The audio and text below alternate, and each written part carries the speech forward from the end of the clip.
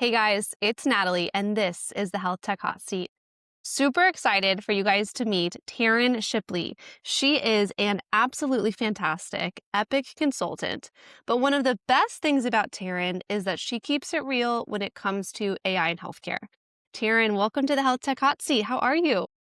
I'm doing well. Thanks so much for having me, Natalie. We're super happy to have you here. Okay, so you have been super busy recently working on all things Agent Factory with Epic and your different partner groups that you work with. I'd love to hear it straight from you. How is this going? Where do you think we're headed? Is the hype legit? Where are we at? I think some hype is legit. A healthy amount of hype is legit, but obviously not too much because it is very much still under development. In traditional Epic fashion, they release things into the wild and then get a bunch of feedback and then make the fixes. So they don't wait until perfection to open these tools up to clients. And rightfully so, right? Like, don't let perfection be the enemy of progress. They want to get their products in front of clients as fast as possible so they can understand, what are we missing? What else do we need to develop to make this great? So that's what they've done with Agent Factory, is they've built it just enough so you can get some ROI on it. It has some really great use cases, but there's still so much untapped potential on the dev side on Epic's behalf. In about a year, I would say it would be much more widely applicable than it is today. So you feel like how Epic has typically done rollouts like this, right? We're building quick, we're building safe, but we're maybe not building to absolute perfection, right? We're going ahead, we're working with our partner sites, and then we're, ironing out the rest of the finer details or finer tuning of some of the products and specifications. Exactly. Yeah, I think it's wise on Epic's behalf because for them to guess what their customers are going to want is not an effective use of time. So the early adopters really, they have the opportunity to provide feedback that shapes the future of that tool. And being an early adopter, it has its pain points. It is not glamorous. It is not glorious. Everything takes Yes. longer than you Here, think. here. Yes. Things are breaking left and right all the time. But you have to slow down and remind yourself, like, it is a privilege and an opportunity to be an early adopter because my feedback is shaping what this tool will be for hundreds of other organizations literally across the globe. Wow. Dang, girl, that was such a good reframe. Earlier this week, I was talking to Matt Troop with a bridge. Fan of the podcast, by the way, guys. Come on. I love to hear it. One really awesome thing he told me was that best line in change management is give me 5 minutes to change your life, which, like, let me tell you, I'm already using that with my team. And now I'm going to be bringing this one to my team because what an amazing reframe, right? I know, you know me, like sometimes I really do get on the, hey, Epic, slide into my DMs. I've got some ideas, bandwagon. And luckily I have awesome partners within my own institution to talk to. The reframe there being, right, like we have the ability to help our partner organizations, partner vendors, whoever it is that we're working with, shape that product if we are early adopters. What do you think, so you've obviously worked on the vendor side and the health system side. What makes a good early adopter? Like, what are some characteristics of that person, of that group, of that department? Someone who is flexible, understanding, can really roll with the punches, is patient, and is a technical problem solver. So they're not just going to say, this isn't working as I expect, here, fix this. They're going to actually take the time to dig in and figure out what is happening behind the scenes. Like, Epic is behaving in this way. Epic, the technology, not the people. Why is the tech doing this? Like, what's the holdup? What piece of build is missing? A lot of times, I not only report the issue to Epic, but I say, here's the issue. Here's what I think is happening. Here's a potential fix. So if you have those senior folks who are really techie and willing to get their hands dirty and dig in, that is what makes good adopters. And taking that reframe that Epic has so brilliantly made, and that, like, it's a privilege to be working with you and that we respect your feedback so much that, yes, you can be an early adopter. We can use that in our organization as change management professionals. When our team members are frustrated and they're feeling those growing pains, we can use that same reframe and be like, listen, I know this isn't perfect. I'm human. I didn't see XYZ coming, or I forgot to plan for this. but I trust you and I'm so thankful that you're on my team because you can help me navigate this. And I want your feedback to make this better. So I think Epic is not only great in the technology aspect, but like their culture and their mindset of change management is just incredible. That's a really great perspective. And what I appreciate about, well, first of all, also, guys, I'm so sorry. I didn't even do a great job of introducing our guests for today. But what you do in your day job is consulting for health systems to make their Epic the most usable, the most site-specific level of integration as possible. Would you say like that's, kind of a summary of what you're doing day to day? Absolutely. It's not Okay. just AI focused. It is Epic in general. And some people say, "Oh, are you one of those, Epic Foundation people? You just come in and you flip the lights on a foundation standard and you leave." No, that's not what I do. I'm not team foundation and I'm not team custom. I am team agnostic. I'm team Mm, whatever is best for your organization. Because when you let central dogmas and ideas of like, oh, foundation first, if you let that get in the way and drive every single decision, that's not going to work. You're going to find that foundation is not always the best way. And especially for organizations going live. I recently supported a go live, and the Epic folks supporting that go live basically across the board said, we're going to turn on all the Epic standard stuff, and that's going to be what's happening for go live. And the organization that was about to go live on Epic didn't have very many in-house folks that were well versed in Epic technology. So it took a consultant like me to speak up and say, I'm hearing that the organization needs are this, and Epic, I know that the best practice, your standard foundation build is this, and those aren't meshing. Like those don't match mm, up. mm-hmm. So while I do support foundation system in many areas to make future maintenance easier, it takes some deep Epic knowledge to say, red light, we do need to build Sure, custom. This cannot sure. be foundation standard, does not meet our needs here. Yeah, and not only does it take like epic deep knowledge or subject matter expert deep knowledge, but so often in healthcare, in life, just as humans, it takes you really knowing yourself to be able to put your hand up and say, I'm not comfortable with this, right? Or like I have some questions, I have some reservations. Um and that's hard. Oh my gosh, like right, taking that first step and saying as a leader or even as not the highest ranking person in the room. Can we make sure that we go over this again? I'm seeking clarity here. Or, when you ran through that, this is kind of what comes to top of mind from my perspective, someone who's done X, Y, or Z job. Um, we need more people like that in healthcare, right? How often we're quick to want to agree with others in the room? How did that go? Like when you were Hmm. able to stand up and say, I'm not sure if this is really fitting the bill, like how was that received well?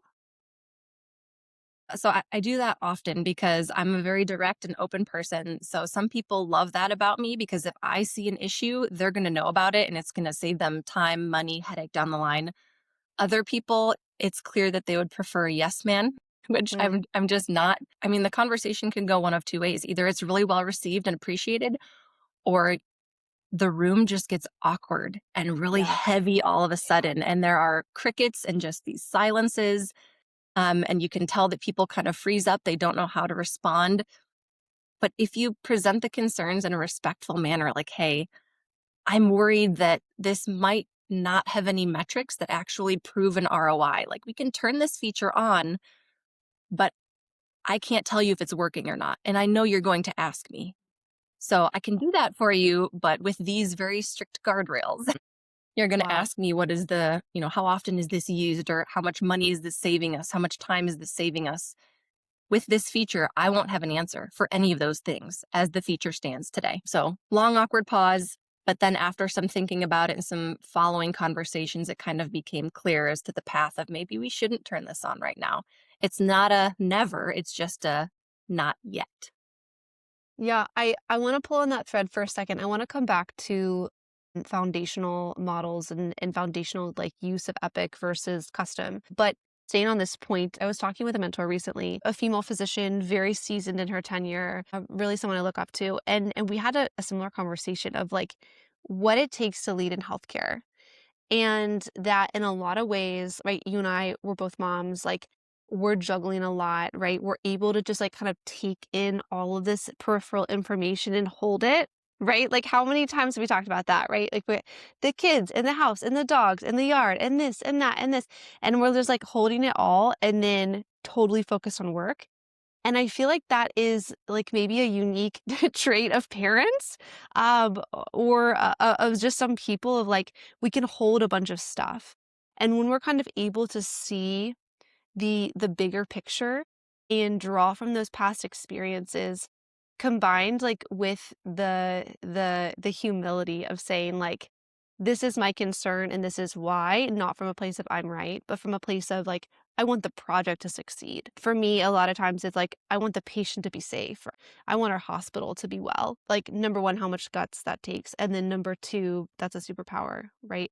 Being able to hold it all and be able to speak with clarity and direction and speak your mind, like when you have maybe a different opinion than those in the room. That's really powerful. What you've just touched on is what I refer to as the mental energy crisis. Mm. And that is the idea that people have so many cognitive demands in today's world. It's just heavy. You're multitasking, you're trying to remember 20 different things, you have all these decisions to make, you're juggling home life, you're juggling work life. If you think about our modern environment, like our environment has adapted and evolved faster than our human biology. In the last 50 years, we have internet, cell phones, smartphones, personal laptops, AI. All of these things have changed our environments and the demands on our minds so much. But we're working with the same brain. Like human evolution takes hundreds of years, many generations, but our life has just drastically changed. So with these AI tools, one of my goals is to reduce the cognitive burden on clinicians, but just on everyone, because our minds are overloaded.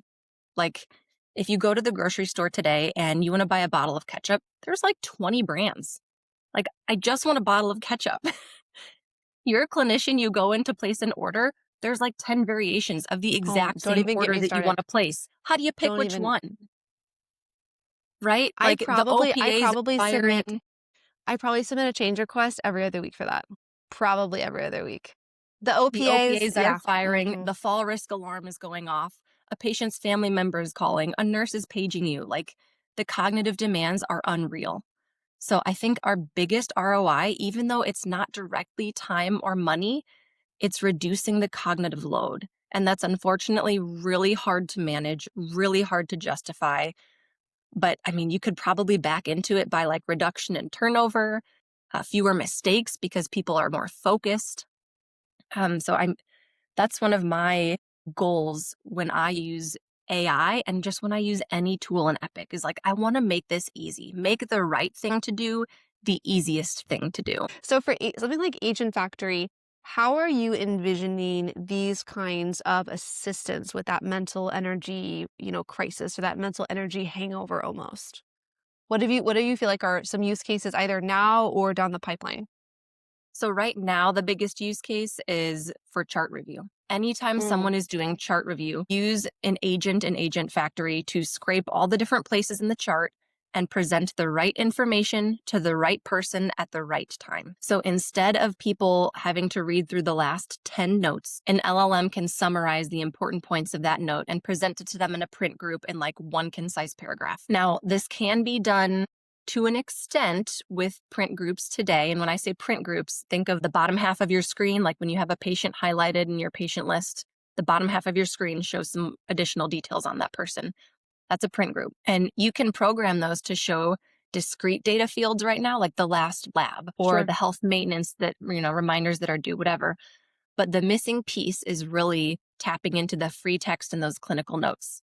Yeah, That's for the sure. large language model magic that Agent Factory can now do. Is the Agent Factory that's in development and like actual production right now, is that the same model that's also powering the hospital course and the Epic AI Insights, or is that different? Yeah, so the back end, if you peel it back, Epic is just a wrapper for ChatGPT. And there are Okay. different models of ChatGPT that you can use. The most recent model you'd probably want to use for higher level reasoning. If you want to save money on tokens and you can use a lower level model, you can do that. But yes, you can choose which ChatGPT model, and they're all powered by ChatGPT as of right now. Interesting. Yeah, I actually don't think I knew that that was the underlying model for both of those. In Agent Factory, in the future, you will be able to choose between different large language models. So you'll be Uh-huh. able to choose between ChatGPT and like Claude or Okay, Copilot. So cool. that's not something that I can personally do today in Agent Factory, but Sure, in the sure. future, that's what's coming. Yeah. Let's kind of go back to what I wanted to talk about earlier, like foundation versus build. I feel like a very common thing that I hear, and I want to hear it from you. When we say like foundational versus custom build and every Epic instance is different, like, is that true? It is every instance so different that they don't talk to each other the way that maybe we would want them to or we think that they do. Yeah, so I like the analogy of a Lego set. When you buy Epic, Okay. you are buying a box of Legos. There are different shapes, different color, different size Lego blocks, but we all have the same building blocks. We can all have OPAs, we can all have flow sheet rows, we can all have order sets. We all have those foundational blocks. How you assemble them is unique to your organization. You can buy the pre-built Lego thing that Epic made for you. You can use the foundation build of something, or you can custom build it yourself. Now, if you're talking about organization A and organization B, how different is their configuration? That completely depends. If they're both Really? foundation first sites, they're likely very similar. If they're both very custom sites that have, different specialties, they're different sized organizations, then they're going to be pretty different. But I will say Epic does a great job of leveling the playing field, and that even if you do have a lot of customization, you're not limiting to yourself to accepting future Epic build. And what I mean by that is they have turbocharger packages. I won't get too technical here, but it's basically a chunk of pre-assembled Legos. They're like, here, plug this into your current setup, whatever that might look like. So it sounds like that there actually can be quite a bit of variation when we talk about every instance being different, just like depending on the level of customization. Someone that we both know, John Lee, right? The healthcare information technology doc, right? Hit doc. We'll link him below. I love his stuff. I think that you guys are a great pair. I know that you guys have collabed on some stuff, on some articles. So something that I know mentioned really early on when we started talking about what Epic and their AI agents and different AI things that they were thinking about rolling out would look like, the question was, are we ready? Is the data ready for us?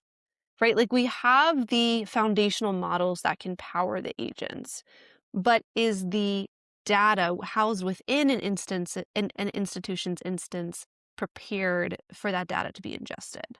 And what do you think about that? I mean, the answer is no, we're not ready. But again, you can't wait until it's perfect because it will never be perfect.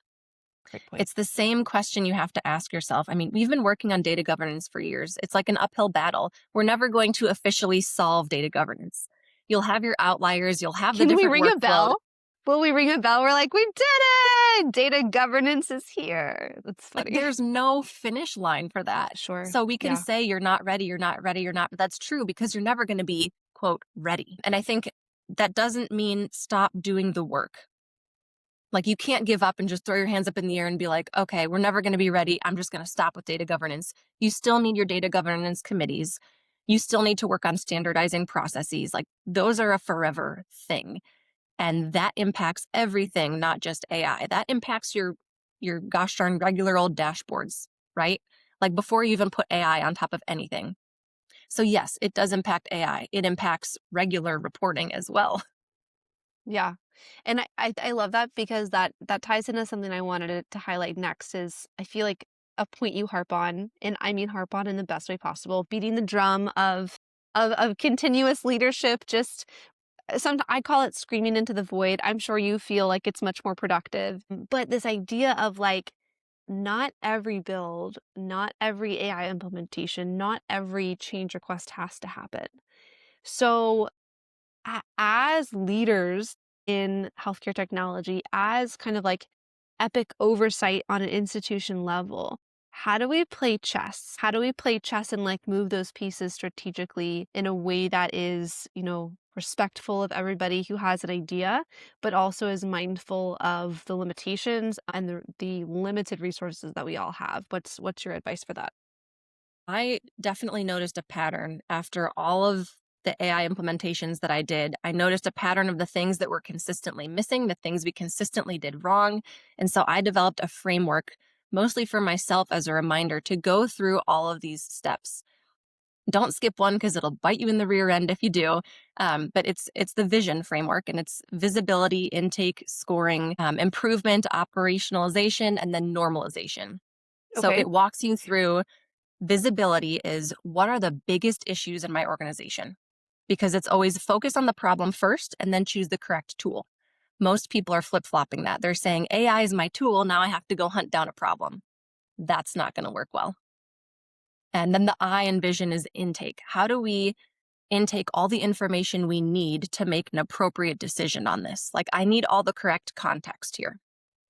And then scoring is, you figure out what's important to your organization. Like, say, these 5 criteria. I want to see, will it improve the quality of care? Will it increase revenue? Will it reduce cognitive burden? Like, figure out what your 5 core criteria are and then weight them accordingly. What's the most important? So with every use case, you sit down, you have the same information, you have problems from your organization, you get a score to determine, is this worth moving forward? You've ranked it in all your criteria. Your cumulative score, if it's above a certain threshold, that means move forward, do the implementation, it's worth it. If it's below your predetermined threshold, don't do it. You're being influenced by the cool factor. So once you've scored your criteria, you've decided, okay, we need to move forward with this use case. You still can't move forward with the AI piece yet. It's so tempting to just slap it on, but it's really putting lipstick on a pig. You have to take the time to do the improvement part first. Take the process as it is, do a mini process improvement project, eliminate the steps that are no longer value add. Make things as smooth and as efficient as they can possibly be without any AI. Then you put the AI on, then you operationalize. That's the O. And then the N is normalization, because people like to turn the switch on and walk away to the next project and totally forget about it. And that's a huge mistake, because especially with AI, your model upgraded in the background. So now your prompt needs to be updated, or your Mm-hmm. predictive Mm-hmm. model is drifting. So you have to refocus it. So that's in a nutshell, that's the vision framework that I use for my AI implementations.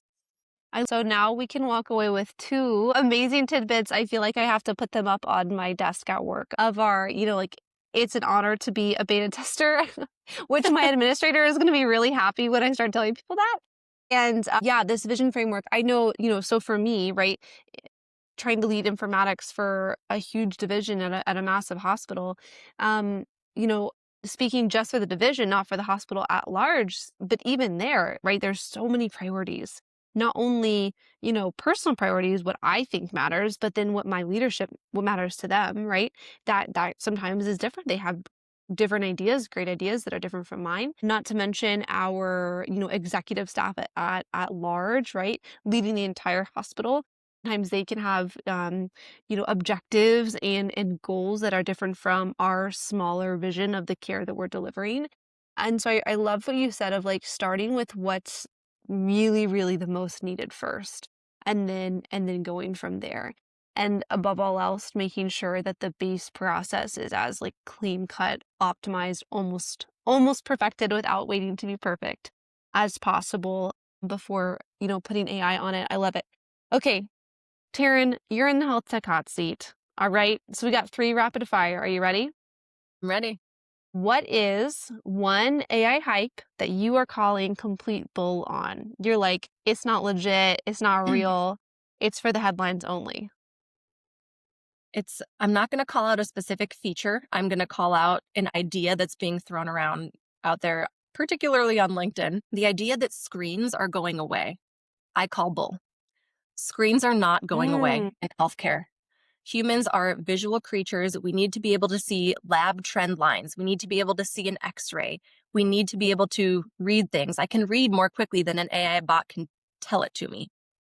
The screens aren't going anywhere. Even with Epic's chart with art, you need to be able to sit down and read what the AI wrote so you can validate it. Interesting. So have you heard people say that like, right, like voice is going to be the next in AI? Like that's kind of a common belief, but you feel like people take it to the extreme and say like I'm done with the visual interaction with computers. It'll be all audio.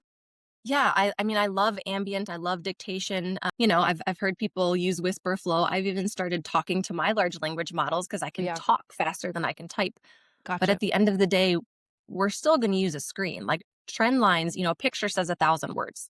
Screens aren't going away. We have phones, we have laptops, we have computer screens. We're looking at screens all day. We're migrating towards more screen time, not away from screen time, Mm. unfortunately. Okay, I like that one. That's a good one. I would agree with you. I don't think that screens are gonna totally go away anytime soon. I'm a big fan of Whisperflow though as well. So, not sponsored, but the Whisperflow. You know what? Can I tell you my biggest? I'm jumping to the third question already. But my biggest use case for Whisperflow is I will dictate while I drive random thoughts. Like all my commute to work is about 25 minutes in the morning. I will just like open up Whisperflow, I will dictate, I will put it down, right? Hands free, of course, in the Subaru. But that is where I do a lot of my just like writing or general processing is using Whisperflow. So yeah, big love of that app. I think that's a good one. Okay, what is your AI hype that you are all in on? You think it's legit, you think it's really happening, you think that maybe it's not here today, but the ROI will be there soon. I mean, the speech to text, just the ambient listening. Mm. I Mhm. know it's not like a super sexy feature. It's not as exciting. People are getting used to it by now. But I think that was the biggest ROI, to be completely Mm. honest with you. We can Yeah. talk much faster than we can type. And that dictation's been around for a while. So not to ruin any hopes and dreams of like this huge gain, but I think we've already seen one of the bigger gains that we're going to see from AI. You feel like in ambient listening and in dictation, it's already happening. I think that's one Yeah. of the biggest gains. Interesting. I mean, there are additional big gains that will come, but I think that's going to be one of the biggest even after these next gains get here. Hmm. Yeah, that's exciting. I still don't understand though, like why my iPhone can't understand me. And, like, Technology do you will never. feel like it's gotten worse? I feel like it was kinda good maybe 3 years ago, 4 years ago, I could talk to Siri and she kinda understood me, but now it's no hope for me. No hope for our me, I our don't know. expectations, I think, is what has changed. I don't Mm, think the technology has gotten worse. I think our expectations have gone through the roof because we're kind of getting a taste of what's possible and we're starting to dream and just expect like it should be able to do this. I know it yeah. can. You're keeping me grounded, that's good. You're totally right, yeah. It's my crazy expectation. Okay, alright, last question, health tech hot seat. Taryn, what is your highest yield of using AI or health tech application in your own personal life? In my own personal life, it's not even necessarily healthcare related. I'll be honest with you. I'm writing That's a book good. right now. No Writing way. I'm writing a book. It's with a developmental editor right now.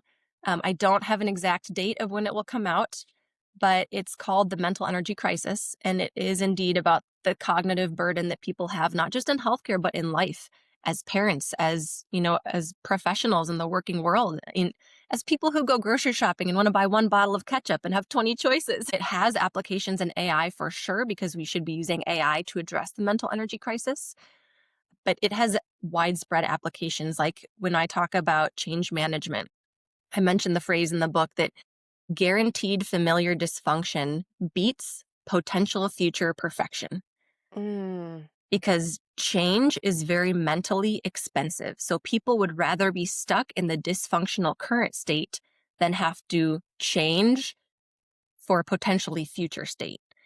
So, as change management professionals, how do we make it so that change is in smaller incremental steps rather than something that's overwhelming and we can't handle it? yeah, all As at a once. parent, like when you have a kid and you're trying to teach them something new, kids are like sponges. Everything in the world is new. So like I'm teaching my 4-year-old to read and I can tell when he has no more mental energy left. Like he's spent, Mhm. he's tapped out. So if you're able to tune into, I'm reacting with this person, they're not receiving it. It's nothing personal. Like they're just mentally tapped out right now. And that changes a lot of conversations, that changes a lot of relationships, that just changes literally everything in life. So I'm excited for this book to come out. I'll let you know when I have an ETA on on a It's release date for that. awesome. Guys, I'm like learning this live. I love that the health tech hot seat gets the first scoop always. It's such an important thing to consider when we're proposing an idea or wanting someone to do something different from their daily life or want them to change behavior because I definitely know in my own life, and I definitely have heard this from vendors I've worked with or companies I've counseled. It's like, oh, well, this, group I worked with is lazy. I'm like, no, man, their just brain is fried because they have, 1,002 patients to have to take care of. And, they're getting prior auth calls all day. And it's not that they're lazy. They just do not have this mental expenditure to be able to use on your product. And I think that what a great reframe for everybody. I love that. It's so ironic because we as humans design these processes with all the constraints, like all the bottlenecks in mind. Like we only have so many ambulances, we only have so many, PB coding folks. But the most important bottleneck of human mental capacity, we don't design systems with that in mind. Like technology can do so much now that we are the bottleneck. So now we have to start keeping ourselves in mind as the constraint when we design a process. I love that. Hey, Taryn, this was an awesome evening with you chatting here in the Health Tech Hot Seat. So happy to have you. Thanks for joining us today. Thanks, Natalie. Bye, guys.